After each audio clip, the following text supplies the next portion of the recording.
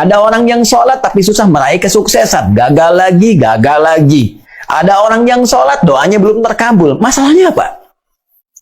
Jadi, dari sekian yang dijanjikan itu kenapa belum teraih? Ini pun, teman-teman sekalian, tidak luput dari keterangan Al-Quran. Tidak luput dari jawaban Al-Quran. Bahkan sebelum saya, Anda, kita bertanya, Allah sudah lebih dulu menyampaikan keterangan kepada kita. Ada dua penyebab yang paling utama yang menjadikan seseorang yang menunaikan sholat berpotensi tidak meraih satu atau bahkan lebih di antara keutamaan yang dimaksudkan. Jawaban pertama terdapat dalam Al-Quran surah kedua Al-Baqarah di ayat ke-45. Kemudian solusinya ayat 46-nya. Yang kedua, kita temukan di Quran surah kedua 29. Di Quran surah kedua 29. Al-Ankabut di awal ayat ke-45-nya. Tuh, sama-sama 45 ayatnya, ya, tapi nanti dengan pemaknaan yang berbeda. Baik, mari kita lihat dengan cepat. Apa penyebab orang sholat berpotensi belum atau tidak meraih apa yang dijanjikan ini? Yang pertama, di Quran surah kedua Al-Baqarah di ayat ke-45 Allah menegaskan. Perhatikan kalimatnya. Wasta'inu bis-sabri was-salah. Dan jika engkau punya persoalan dalam kehidupan, terima dengan sabar, itu untuk meningkatkan kualitas hidupmu, dan dengan itu kemudian kau bawa dalam sholat, mintakan solusi kepada Allah. Wassalah, tunaikan sholat, minta solusi kepada Allah. Wa innaha lakabiratun illa 'alal khashi'in. Namun penting kau sadari, sholat itu tidak mudah engkau lakukan.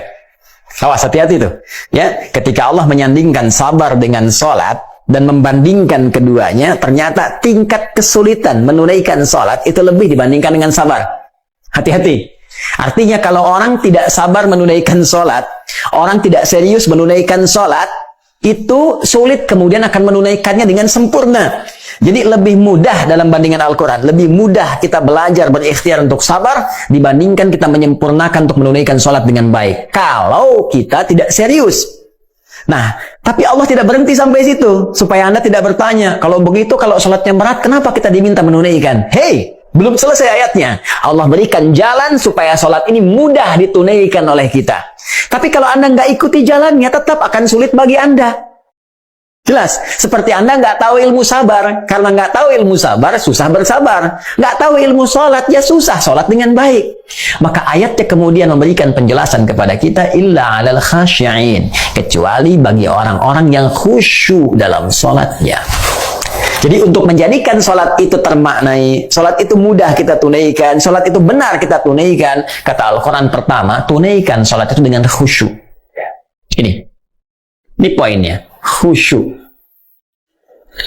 Jadi kalau kita ingin meraih keutamaan-keutamaan ini yang dijanjikan, hal-hal yang tadi dimaksudkan, maka syarat pertama kata Allah, tunaikan dengan khusyuk. Kalau nggak khusyuk, jadi berat sholatnya.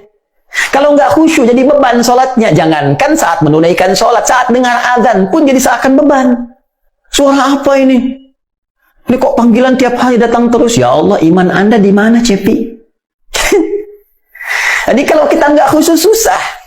Nah, karena itu, penyebab yang pertama kalau ada orang belum meraih apa yang dimaksudkan, boleh jadi sholatnya belum khusyuk. Pertanyaan susulannya, bagaimana supaya kita bisa khusyuk sholatnya, ya Allah? Bagaimana cara khusyuk yang baik itu? Maka Allah memberikan jalan kepada kita. Jalan pertama, langsung di ayat ke-46-nya. Ini poinnya. Perhatikan caranya. Alladzina yadhunnuna annahum mulaqu rabbihim. Satu. Wa annahum ilaihi raji'un. Dua. Nah, ini rumus cepat untuk khusyuk dalam sholat. Ya, bagian pertama, rumus cepat untuk khusyuk. Kata Allah, alladzina yadhunnuna annahum mulaqu rabbihim. Orang khusyuk itu adalah orang-orang yang saat akan sholat. Awas, tolong garis bawahi. Ternyata khusyuk itu dimulai fasenya dari sejak akan sholat.